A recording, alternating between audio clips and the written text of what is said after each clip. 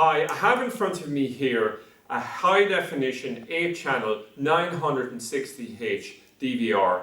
The model number on this is QR960D8, okay?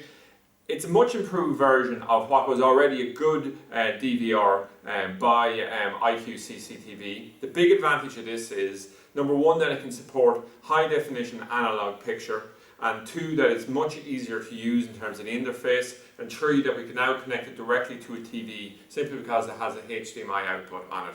So let's look at what comes in the pack, and we'll have an overview of the DVR and then I'll give a quick demonstration of how to connect it up and use the interface on the front of it.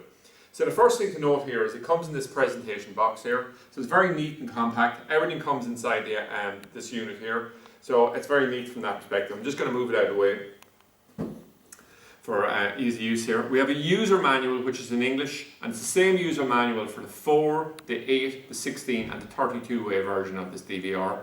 And we also have a mini CD that's here, and we'd use that for putting software directly onto our PC for something like, we'll say, to be able to remotely view over the network, you know, so we just have some software for that reason.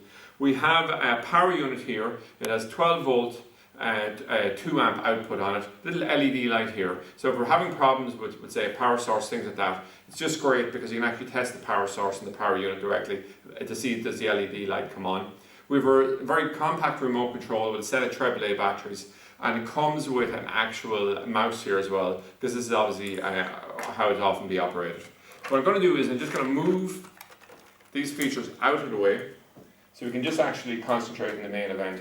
So what I'm going to do at this point is I'm actually going to rotate this DVR around, and I'm just going to come to the front of the table and just go through the main features that are on this, okay? So the first thing to notice on this, that we have a total of 8 inputs here for cameras. So they're all BNC input ports here, okay? So that's the first thing on it. The second thing here is, in terms of outputs, we have a BNC output and an audio output, and we have 2 audio inputs on it.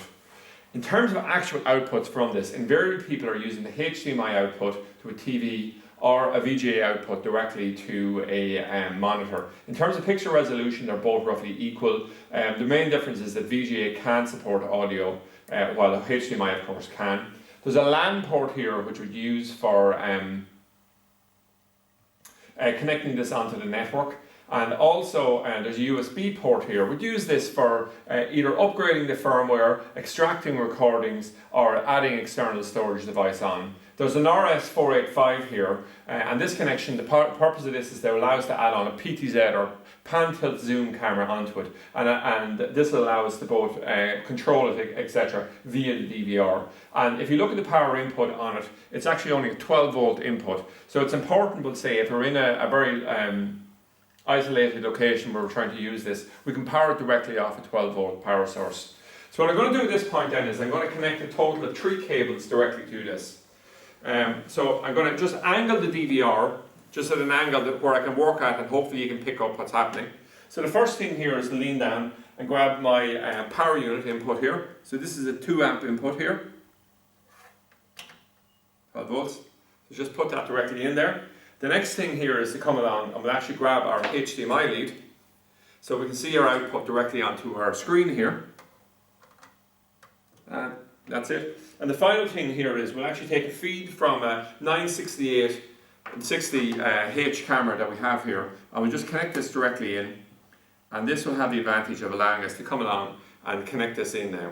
So what I'm going to do now is I'm just going to spin this around, and I'm going to come back to the front of the desk again, and what I'll be able to do in a few moments time is a little wizard will actually come up here, and what we'll be able to do here is we'll be able to just skip through it and I'll give a demonstration of how to control this directly from the control panel that's on the front. So a great feature of this is that it's actually I think now, I'm not sure, it all depends, we had it booted earlier whether it'll actually throw up this menu or not at this point. But if it does, we'll have the mouse actually connected there through that USB port. So what I'm going to do at this point is I just come down, hit exit, and it just beeps initially like that, okay? So what can we do here? Well, we see there's 8 outputs and there's 8 displayed on the screen, okay? If we wanted to go through camera by camera, we can actually just go plus camera like this, it'll flick to the first camera. Now I'm actually using, I think it's either a 30 or a 50 meter camera, and it's only about 2 meters away from the screen. So it's a little bit tight for it, but you can still see the picture resolution on it. It's great and so easy to connect. So we can flick through the cameras simply by going plus up to channel 2, or we could hit minus, just bring us back down to channel 1. If we hit the all button over here, it'll actually bring up initially 4 cameras, and then, so it brings up the first 4, the second 4, and then all 8 cameras. If we look in the center here, we can see it's marked PTZ. So this is a means by which we can actually come along and we can control the PTZ camera and pan, tilt, zoom, and all directly through this. We could do it from the mouse, but it's just handier in a lot of situations to be able to do it directly from the front of the DVR. The next thing to note here is that we have pause, play, record, stop. Can't demonstrate that really at this point in the overview video. Don't have a hard drive added, but we will demonstrate it in later videos. And the next thing is that there's a menu escape button here.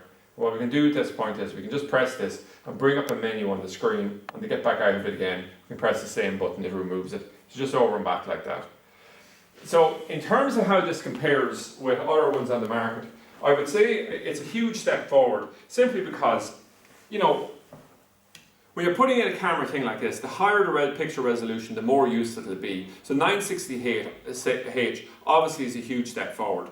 And the fact that it's backward compatible, it can use with older, lower resolution cameras is great, because it means that you can swap out your existing DVR for this one and use your existing ones plus a number of new high definition cameras, okay, to get the full benefits of it. And the user interface, etc. is great. If you're getting used to using this DVR and you're doing it for different jobs as a commercial installer, one of the great things on it is that it's so similar across the range. The 4, the 8, the 16, the 32 way interface, etc. Very, very similar. So it really is proven to be a great success and a much better DVR than what went before in terms of all the added features and the higher quality of the picture. So that's it anyway, an overview of the high definition 8 channel 960H DVR.